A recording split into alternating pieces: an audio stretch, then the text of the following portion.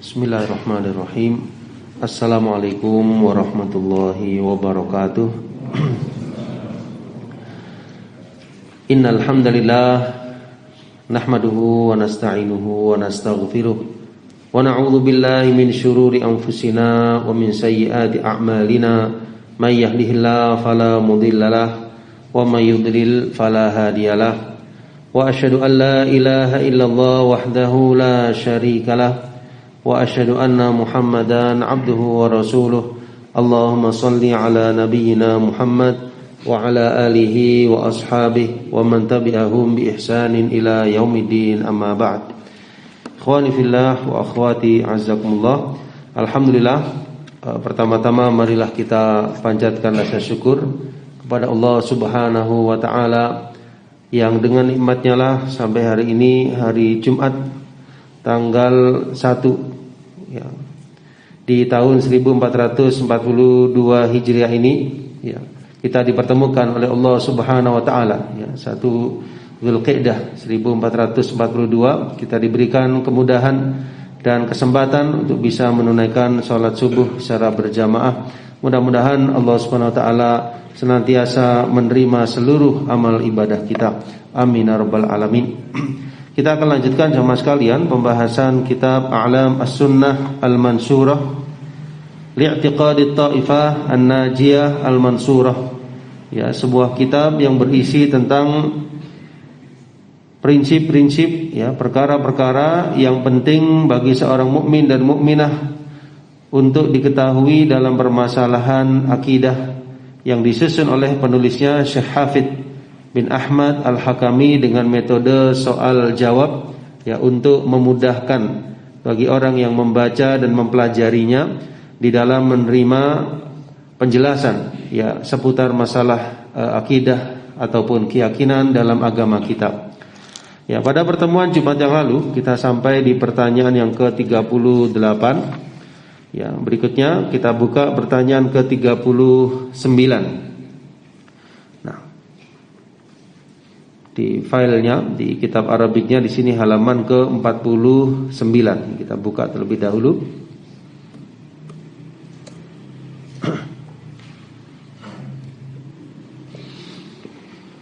Baik, tafadhol, ada yang membaca pertanyaannya saja, silahkan.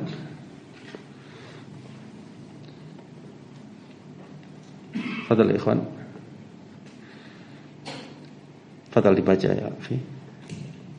Pertanyaannya. Nah. Bismillah. Berkata mu'alif, apa dalil bahwa orang-orang beriman ketika tingkat keimanannya? Ya, cukup. Jadi pertanyaan yang ke-39, mad dalil ala tafaduli ahli imani fihi.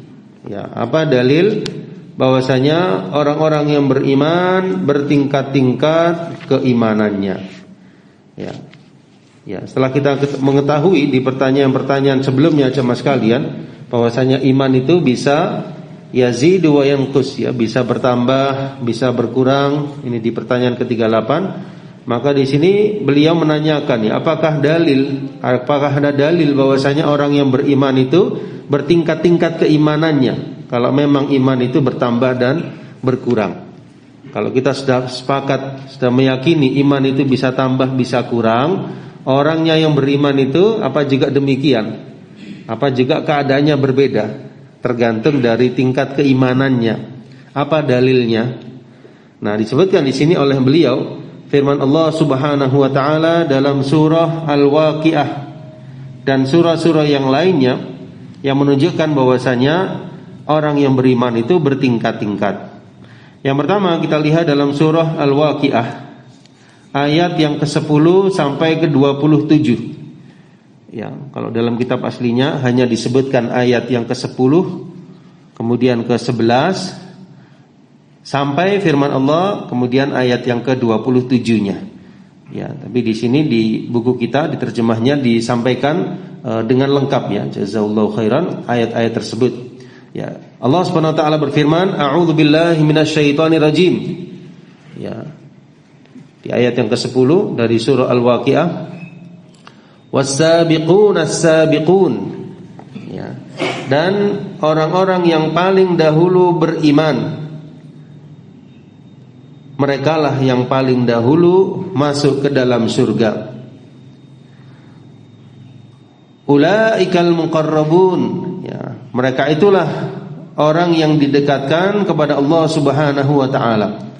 Nih di sini antum bisa garis bawahi pakai pensil, yaitu ayat yang ke-10-nya. Ya, was-sabiqun as-sabiqun, dan orang-orang yang paling dahulu beriman, merekalah yang lebih dahulu masuk ke dalam surga. Ya. Kemudian apa balasannya di surga? Ya. Ulaikal muqarrabun fi jannatin na'im. Ya, mereka berada dalam surga-surga yang penuh dengan kenikmatan. Ya, disebutkan bahwasanya mereka segolongan besar, ya, dari orang-orang yang terdahulu. Wa qalilun minal akhirin, dan segolongan kecil dari orang-orang yang datangnya kemudian. Ya, kemudian disebutkan nikmat surgawinya jemaah sekalian, yaitu di ayat yang ke-15 sampai ayat yang ke-26. Ya. Ala sururim maudunah. Ya, mereka berada di atas dipan, ya, yang bertahtakan emas dan permata. Muttaqi'ina 'alaiha mutaqabilin, ya, seraya mereka bertelekan di atasnya berhadap-hadapan. Yatufu 'alaihim wildanum mukhalladun, ya, mereka dikelilingi oleh anak-anak muda yang tetap muda.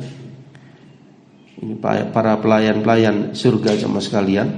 Bi akwabin, ya, dengan membawa gelas-gelas. Wa abariq, ya, ini jamak dari ibriq, membawa ceret-ceret.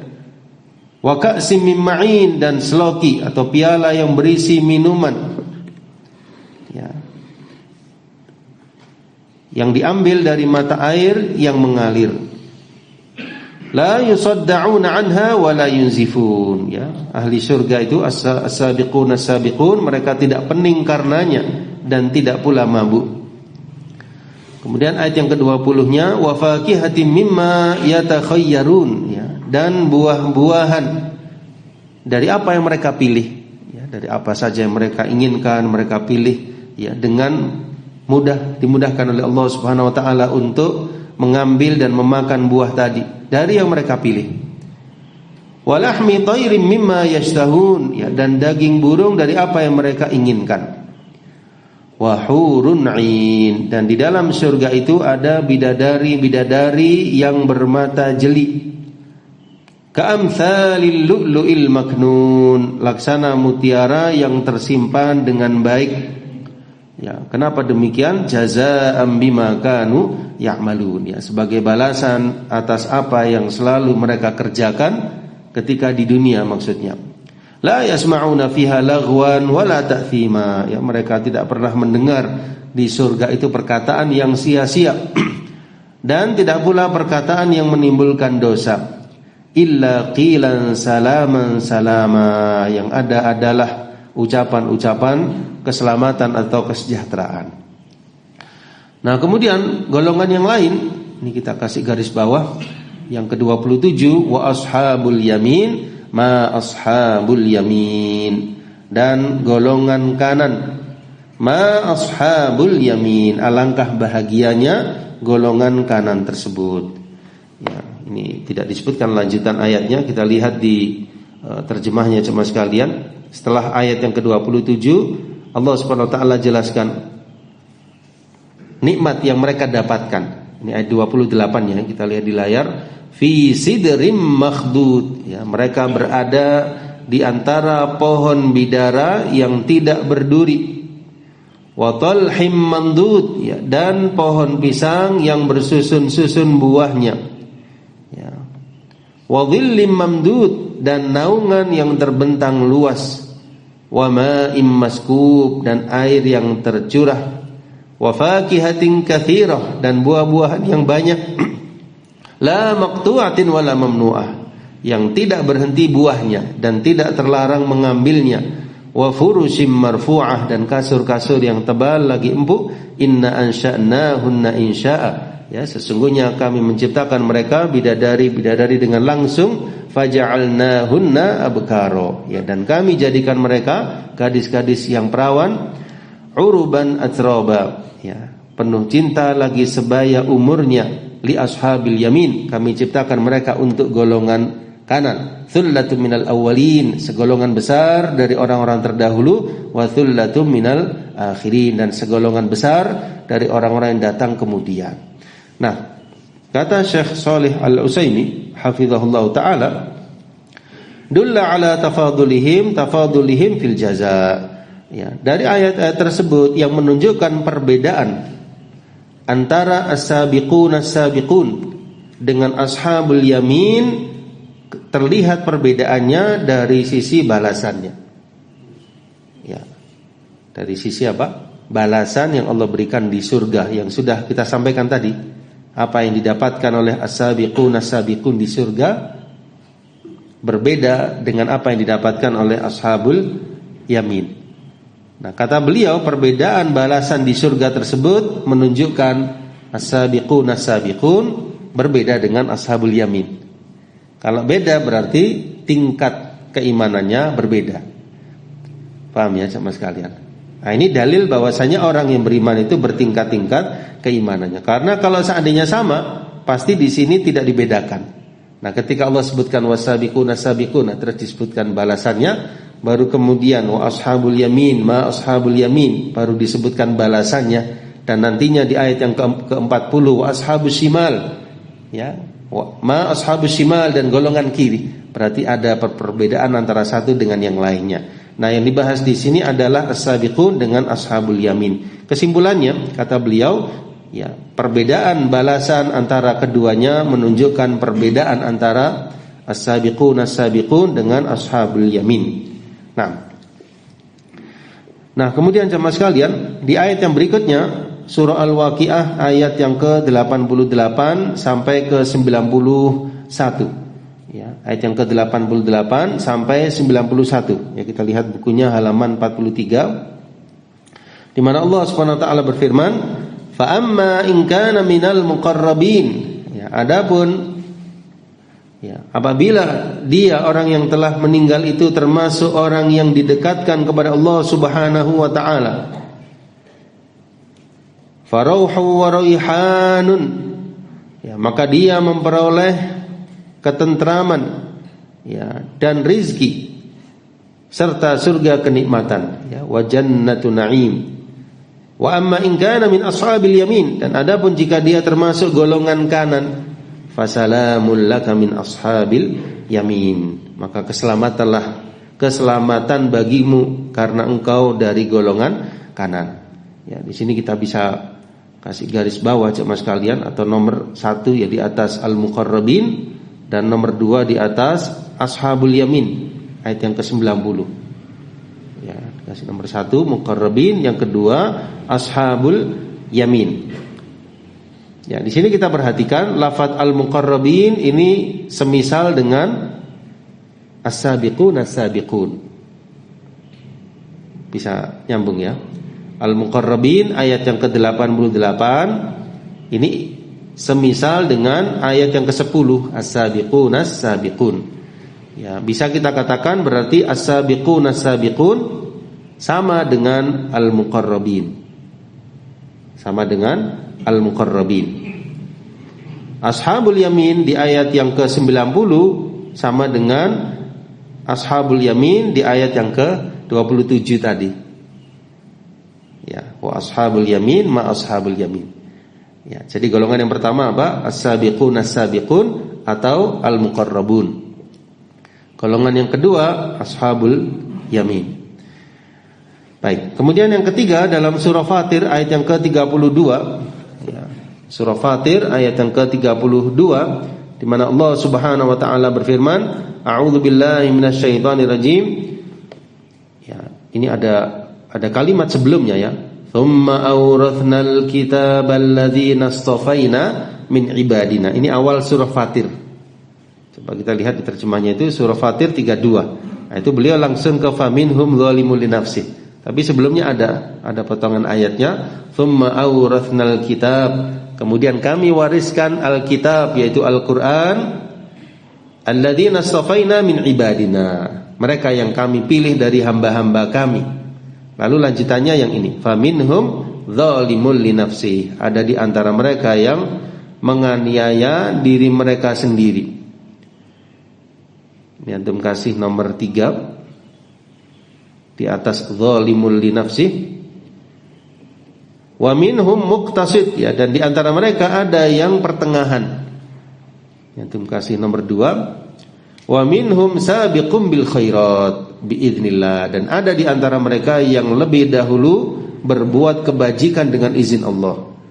Sabiqun bil khairat, antum kasih nomor 1. Nah, sabiqun bil khairat, ya, ini sama dengan as-sabiqun as-sabiqun, sama dengan al-muqarrabin. Nah, apa pengertian dari sabiqun bil khairat? Apa pengertian dari sabiqun bil khairat? Ya, Syekh Hafidz Al-Hakami, penulis kitab ini, menjelaskan di dalam kitab beliau yang lain. Penulis kitab ini menjelaskan dalam kitab beliau yang lain yang berjudul Ma'arijul Qabul. Kita bisa kasih keterangan, ya. Maksud dari sabiqun bil khairat yaitu, agak panjang di sini ya. Kalau antum bisa nulis kecil-kecil tapi rapi, alhamdulillah. Seperti gini ya nulisnya. Jadi di sela, ya, dari sela kitab bisa dituliskan. Ya, nulisnya kecil tapi rapi, terbaca. Ya, dikasih nomor. Tadi kan nomor 1 ya. Sabiqun bil khairat nomor 1 ya. Sekarang antum kasih tulis di sela buku yang bisa ditulis dengan rapi nulisnya. Sabiqun bil khairat adalah al-muqarrabun, orang-orang yang didekatkan. Ya, kenapa kok kita tulis? Karena tulisan itu lebih kuat daripada pemahaman atau ingatan. Ya, ini yang lebih membekas ya. Jadi sabiqun bil khairat, mereka adalah al-muqarrabun. Muqarrabun yang mana? Yang ayat 88 tadi ya. Alladzina taqarrabu ilaihi bin nawafil, yang mereka itu mendekatkan diri kepada Allah. Ya, saya pelankan. Mereka yang mendekatkan diri kepada Allah dengan perbuatan-perbuatan yang sunnah. Ya, perbuatan-perbuatan yang sunnah. Setelah yang wajib-wajib. Setelah yang wajib-wajib.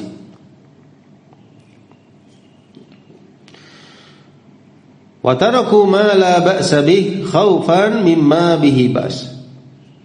Dan mereka meninggalkan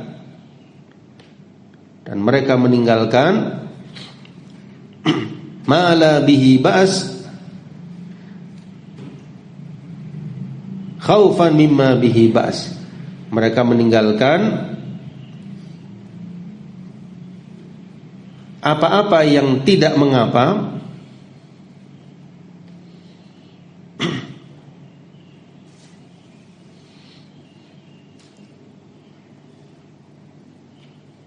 karena khawatir, ya, karena khawatir terjatuh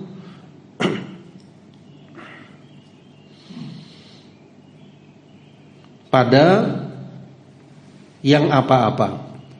Ya, yang apa-apa itu maksudnya khawatir terjatuh kepada dosa.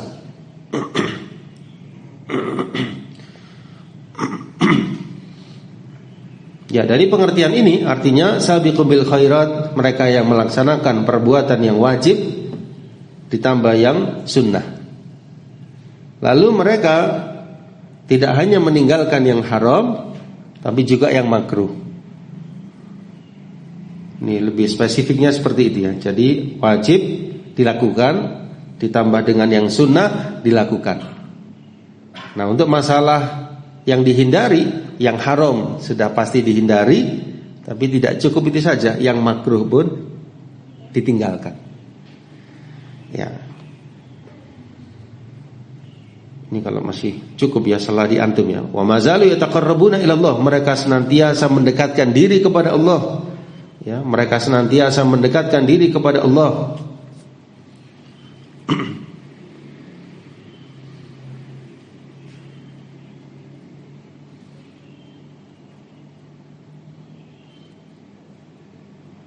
sehingga Allah Subhanahu wa taala menjadi pendengaran yang mereka dengarkan dengannya,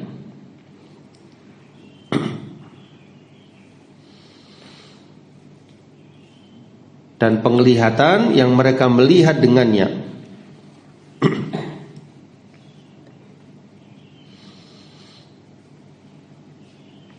Yusabbihuna al-laila wan-nahar la yafturun. Ya, mereka senantiasa bertasbih. Ya, mereka senantiasa bertasbih siang maupun malam. Tidak bosan-bosannya. Ya, jadi Allah Subhanahu wa taala menjadi pendengaran yang mereka dengar dengannya. Ya, maksudnya itu mereka menjaga pendengaran dan mereka menjaga penglihatan. Allah jaga penglihatan mereka dan mereka suka bertasbih siang dan malam, la yafturun, tidak pernah jenuh. Ya, sampai di situ pengertian sabiqum bil khairat. Berapa baris ya, kawan? Ya. 5 ya. Kalau saya nulisnya pakai Arabik di sini hanya 3 baris. Ya. Ini kelebihan bahasa Arabnya. Jadi kalau bahasa Arabnya al-muqarrabuna alladziina taqarrabu ilaihi bin nawafil ba'dal fara'id wa taraku ma la bihi ba's khaufan mimma bihi ba's wa ma zalu yataqarrabuna ila Allah ta'ala bi adadi dzalik hatta kana sam'uhum alladziina yasma'una bih, ya, wa basaruhum alladziina yubsiruna bih yusabbihuna al-laila wan nahar la yafturun. Nah, itu yang pertama. Ini golongan yang tertinggi, ya, sabiqum bil khairat, juga sabiqum bil khairat atau sabiqun as-sabiqun. Yang kedua, muktasid. Ini kita ngerujuk pembagiannya ke yang fatir 32 ini. Yang kedua muktasid. Ya, muktasid adalah di mana nulisnya? Kalau saya nulisnya di baris di halaman 43 bagian atas. Di atas garis itu ada sela. Ketemu ya? Di halaman 43 di garis paling atas itu ada sela, itu bisa ditulis. Kalau nasihat ulama dulu kan tulislah walaupun di tembok atau di dinding. Ya, maksudnya itu kalau ada sesuatu itu tulislah meskipun nggak ada kertas, nggak ada, tulis di tembok. Nah, seperti itu ya. Jadi ada selah tulis ya. Apa al-muqtasid itu ya, ikhwan wal akhwat? Muqtasid itu adalah al-abror. Mereka adalah al-abror. Mereka juga adalah ashabul yamin. Ya, ashabul yamin. Alladzina iqtasaru ala iltizamil wajibat. Mereka mencukupkan pada penunaian yang wajib-wajib. Ya, mereka mencukupkan pada amalan yang wajib.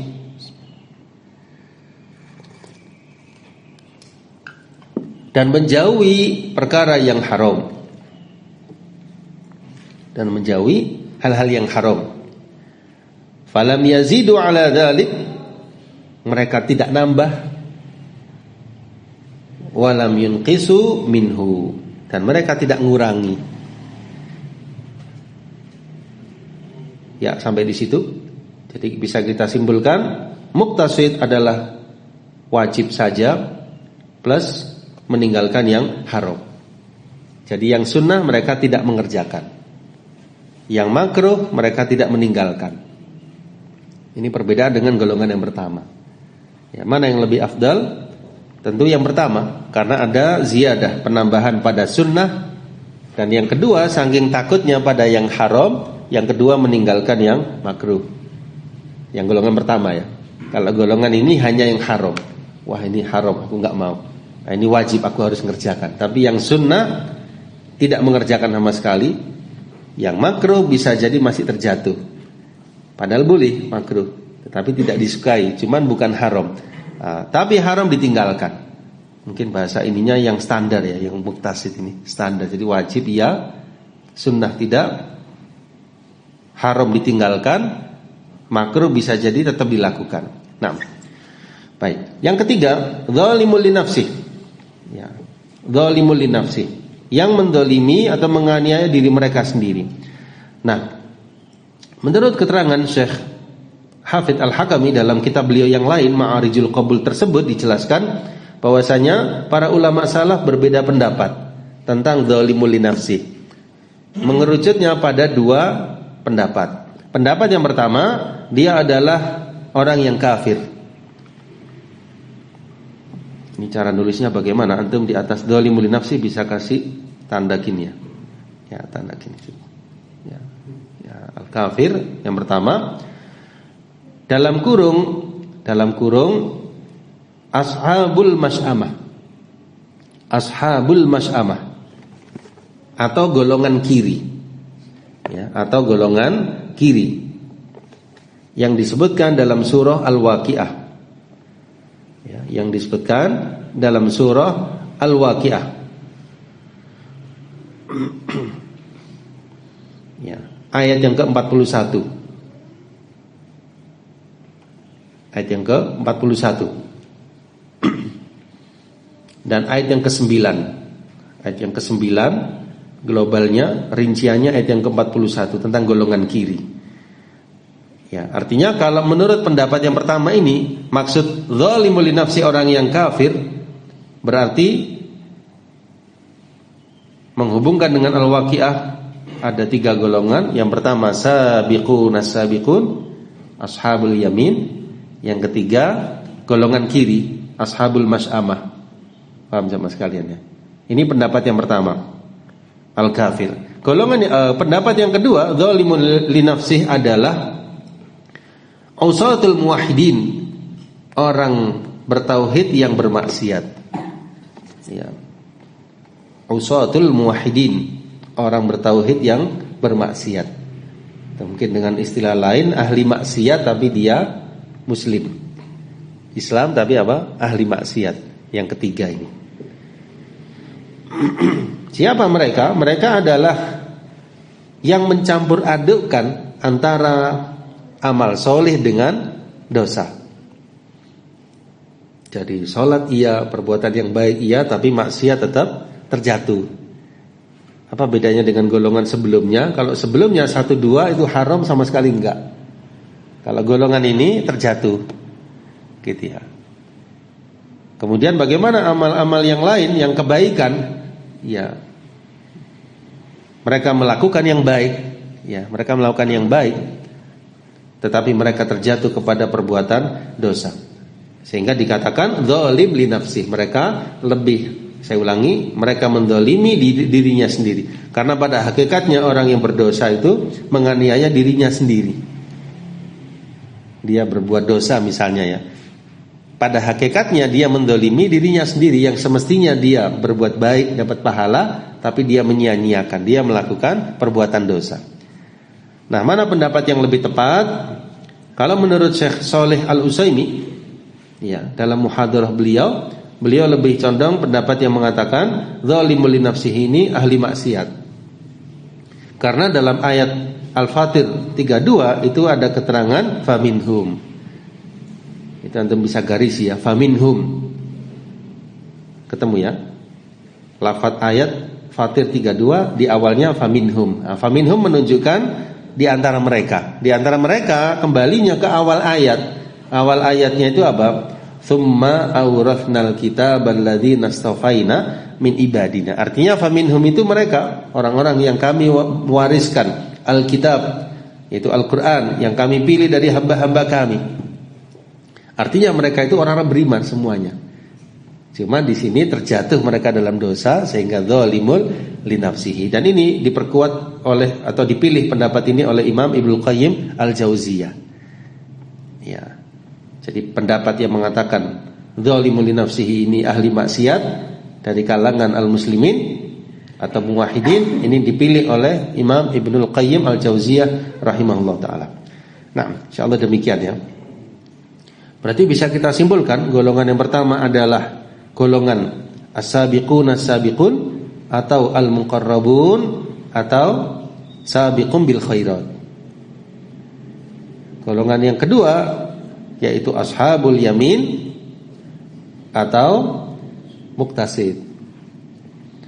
Golongan yang ketiga adalah apa ya, ikhwan? Zalimul li nafsi. Nah, golongan yang keempat baru golongan yang ashabul mas'amah. Ya, tapi dengan pengertian kalau itu yang dimaksudkan al-kafirin ya. Jadi mungkin 3 golongan yang pertama ini orang yang beriman. Ya, 3 orang yang beriman ada 3 tadi. Sabiqum bil khairat, ashabul yamin, zalimun li nafsi. Yang selain yang beriman tentu tidak masuk kriteria yang 3 ini. Ya, maksudnya kepada orang-orang yang kafirin. Ya, kan gitu ya. Maksudnya kepada ashabul shimal atau ashabul mas'amah. Ya, tinggal nanti ashabul mas'amah, golongan ahli neraka itu terbagi. Ada yang kekal abadi, maka dia kafir, atau munafik nifaq akbar, atau musyrik syirkan akbar yang tidak taubat. Nah, golongan yang kedua yang masih selamat. Masih apa? Diselamatkan oleh Allah Subhanahu wa taala. Ahli maksiat dari kalangan ahlul iman yang masuk ke neraka, mereka pada akhirnya dikeluarkan. Nah, baik, kita fokus kepada 3 yang pertama karena bahasan kita masalah dalil bahwasanya orang yang beriman bertingkat-tingkat keimanannya. Jadi kesimpulannya yang pertama as-sabiqun as-sabiqun atau sabiqum bil khairat, yang kedua muqtasid, yang ketiga zalimul linafsi. Baik. Kita lanjutkan kepada dalil-dalil secara hadis ya. Disebutkan di sini hadis yang pertama yaitu hadis syafaat. Ya, disebutkan annallaha yukhriju minan nar, ya, bahwasanya Allah akan mengeluarkan dari api neraka man kana fi qalbihi waznu dinar, orang yang di dalam hatinya memiliki keimanan meskipun hanya seberat imannya itu 1 dinar. Sebesar 1 dinar. Ini bisa kita kasih garis bawah ya, waznu dinar. Thumma man kana fi qalbihi nisfu dinar, kemudian Allah akan mengeluarkan dari neraka orang yang di hatinya memiliki iman walaupun hanya setengah dinar. Kadar keimanannya. Kita kasih garis bawah nisfu dinar. Nah, ini juga menunjukkan bahwasanya ada yang imannya waznu dinar, ada yang setengahnya. Nah, kemudian dalam riwayat yang lain, yukhriju minan nar man qala, Allah akan mengeluarkan dari api neraka orang yang mengucapkan la ilaha illallah dan di dalam hatinya ada kebajikan mesti hanya yazinu sya'irah, seberat biji gandum besar.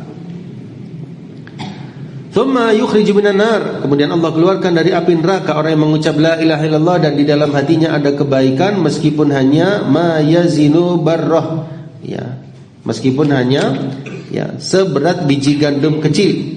Kemudian yang ketiga, Allah akan keluarkan dari api neraka yang mengucap la ilaha illallah dan di dalam hatinya ada kebaikan meskipun hanya seberat biji sawi. Nah, perbedaan berat-berat tersebut menunjukkan perbedaan orangnya di dalam masalah keimanan. Ya, insyaallah demikian ya. Pertanyaan yang ke-39, kesimpulannya benar bahwasanya orang yang beriman bertingkat-tingkat keimanannya menurut dalil dari Al-Qur'an maupun sunnah Nabi sallallahu alaihi wasallam. Ya. Mafhum insyaallah ya. Kita lanjutkan ke pertanyaan yang ke-40.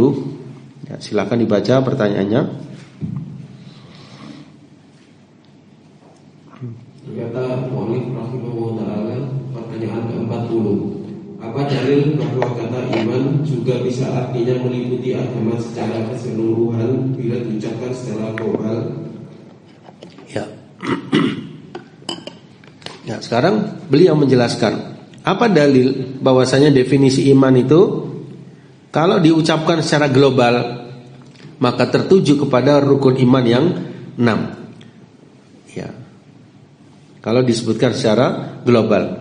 Nah, beliau sebutkan di sini yaitu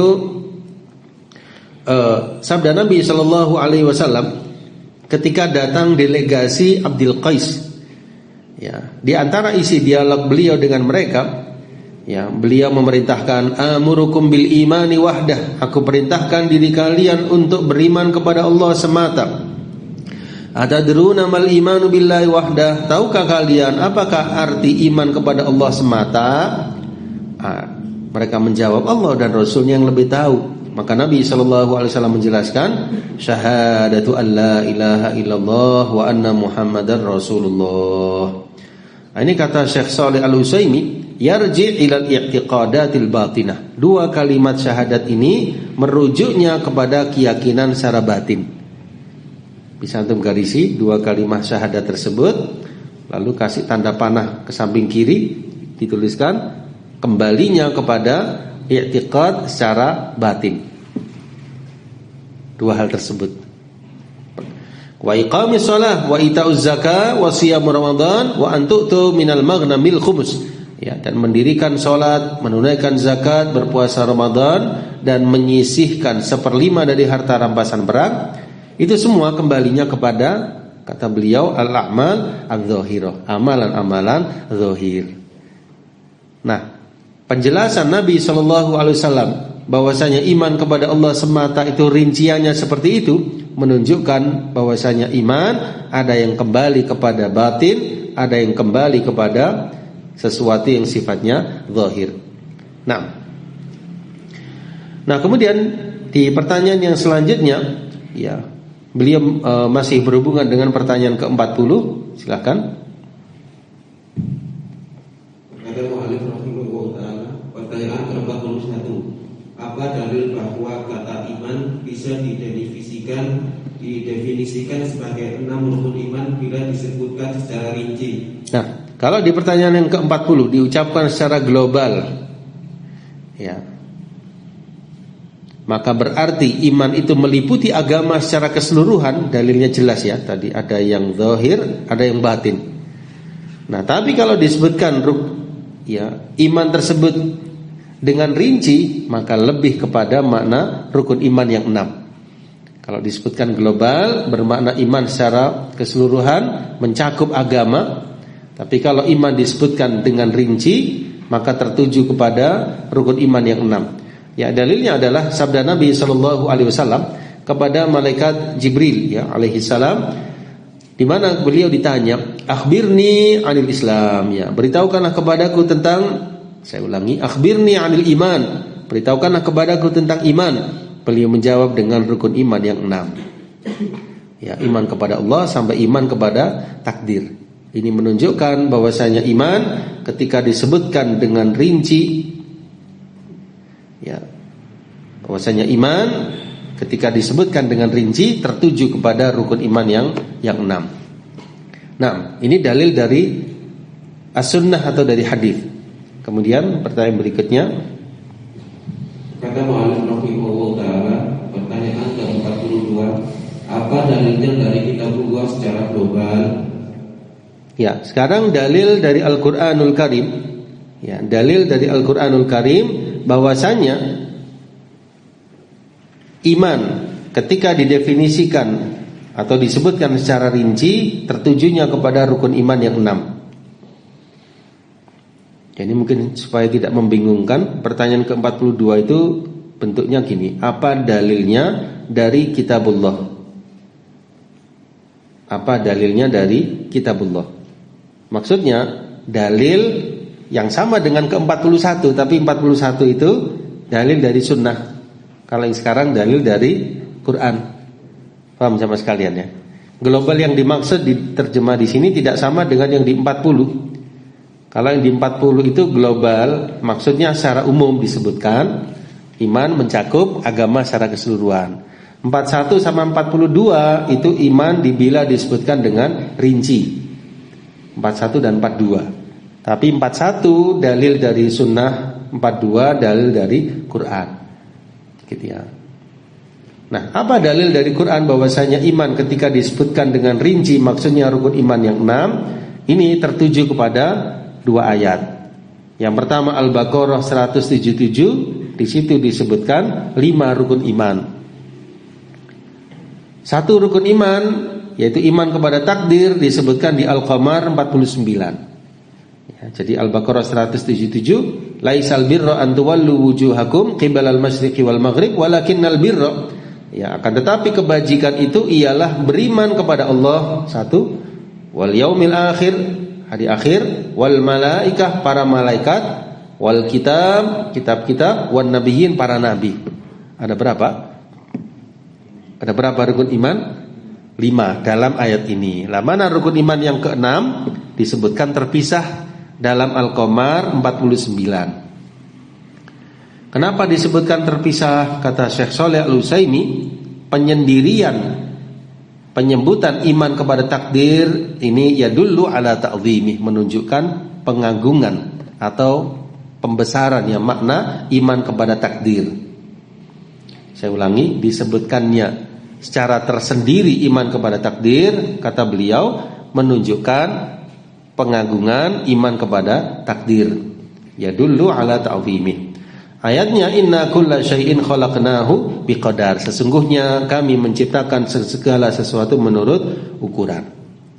Jadi Quran jelas ya, Al-Baqarah 177 ditambah Al-Qamar 49, ini berarti berapa jumlahnya? 6. Sama dengan yang di hadis yang di pertanyaan ke-41. Jelas ya? Jelas apa agak jelas ini? Jelas ya. Nah, pertanyaannya kenapa kok dalil dari hadis didahulukan sebelum dalil Al-Qur'annya? Kenapa dalil hadis Jibril didahulukan sebelum ayat? Biasanya dalil itu kan ayat dulu baru hadis. Kenapa kok di sini hadis dulu baru ayat? Ada yang mencoba menjawab? Beliau tanya Syekh Saleh Al-Utsaimin itu ya, kenapa kok didahulukan dalil sunnah sebelum dalil Quran? Ya, kenapa ya, Novan?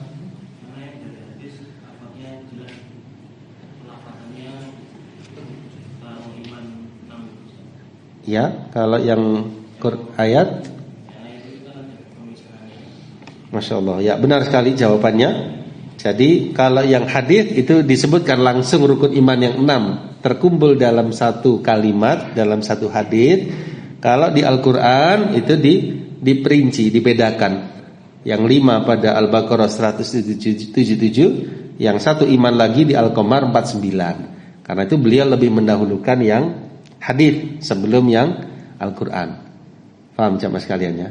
Nah, beliau memberikan pembandingnya di sini dengan apa yang dilakukan sebagian ulama. Beliau contohkan apa yang ditulis oleh Syekh Muhammad bin Abdul Wahhab rahimahullah taala dalam kitab beliau Syurutus Shalah. Ya, kita buka kitabnya. Kitabnya enggak ada ini filenya ya jamaah sekalian. Perpustakaan file ini jamaah sekalian. Syurutus Shalah, nah, di sini. Wa arkanuha wa wajibatuha. Ya, karya Syekh Muhammad bin Abdul Wahhab rahimahullah taala. Nah, beliau menjelaskan di situ ya berkaitan dengan syarat-syarat salat. Ya, berkaitan dengan apa? Syarat-syarat salat jemaah sekalian.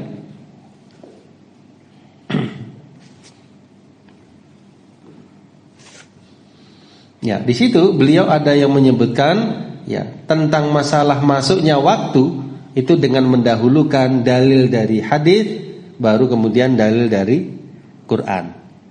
Maksudnya tidak selalu Quran dulu baru sunnah. Bila memang di dalam hadis itu periwayatannya atau penyebutannya lengkap, mengumpul pada satu kalimat, ada satu riwayat, maka bisa didahulukan sebelum Al-Quran. Itu maksudnya beliau. Nah, baik. Ya, ini pertanyaan yang ke-42. Jadi dalil dari kitabullah secara dalil dari kitabullah bahwasanya iman bila disebutkan secara terperinci tertuju kepada rukun iman yang 6. Nah, baik. Coba saya berhenti dulu sampai di pertanyaan ke-42. Ya, coba bisa difahami atau ada yang masih samar, ya kawan.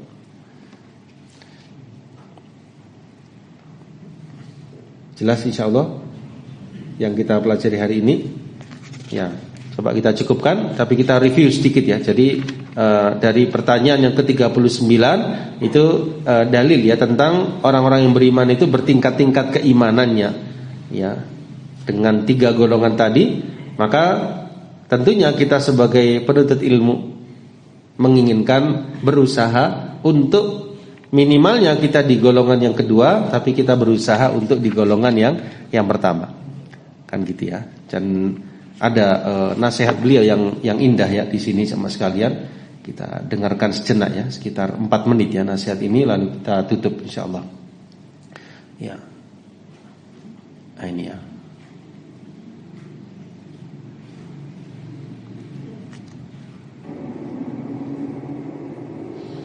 Ini di menit yang ke-6, di detik yang ke-50-an. Sebentar ya.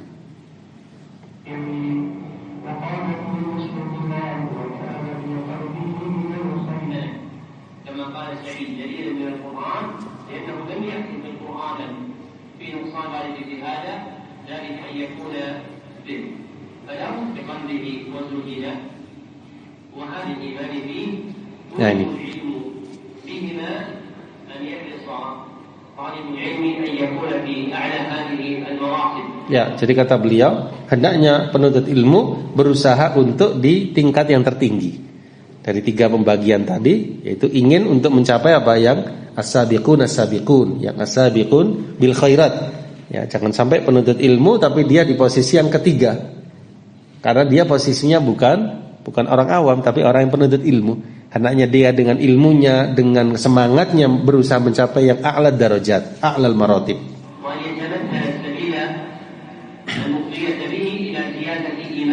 Ya, dia berusaha untuk menambah hal-hal yang bisa menambah kualitas keimanannya. Ya, karena iman itu bisa bertambah dan bisa berkurang. Hati-hati maksudnya beliau.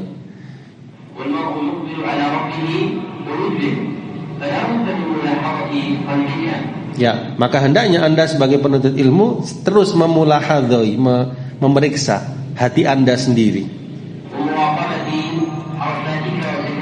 Dan terus mengintrospeksi gerakan Anda baik dalam batin maupun luarnya, agar Anda tentram dengan keadaan Anda bertambah imannya. Jadi yakinkan diri kita bahwasanya kita dalam posisi terbaik. Yang tahu ya kita sendiri. Bagaimana meyakinkannya? Ketika kita dalam posisi banyak beramal, maka insya Allah di situ kita dalam posisi iman kita bertambah. Maksudnya beliau hati-hati ya, kita di posisi yang penuntut ilmu.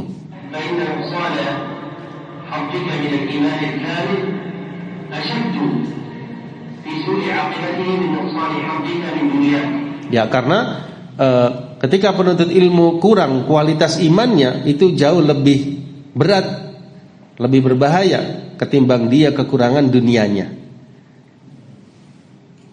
Paham ya? Nah,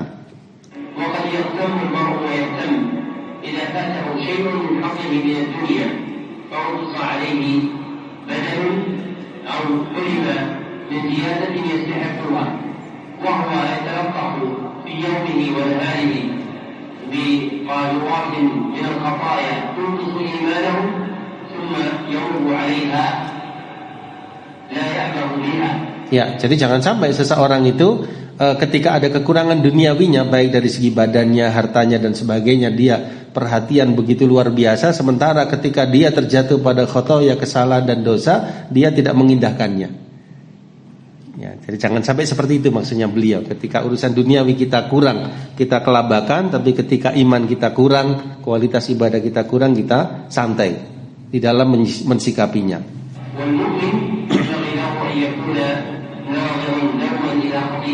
Ya, jadi seorang mukmin hendaknya terus melihat kepada titik kesalahan dirinya, titik dosanya.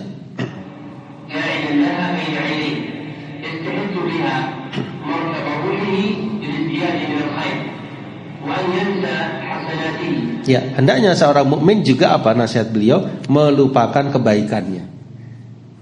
Dia mungkin ahli berbuat baik, ahli amal soleh, alhamdulillah, tapi jangan sampai dia terlena. Maksudnya jangan merasa selamat, jangan merasa sudah, jangan lupakan kebaikan kita merasa terus masih kurang gitu ya. Belum tentu diterima.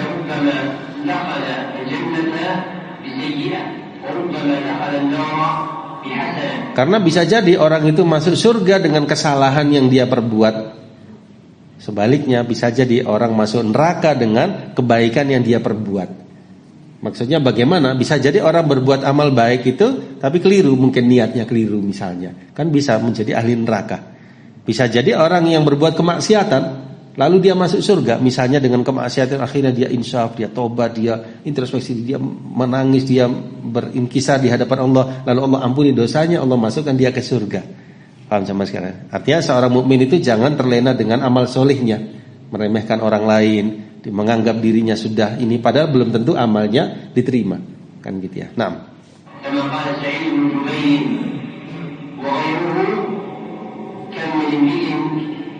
دخل النار بحسنة كم بسيئة بحسنة وكم من امرئ دخل الجنة بسيئة. Ya, ini beliau menukil perkataan Sa'id bin Jubair dan yang lainnya dari para ulama, betapa banyak orang yang masuk neraka dengan kebaikannya dan betapa banyak orang yang masuk surga dengan kesalahannya.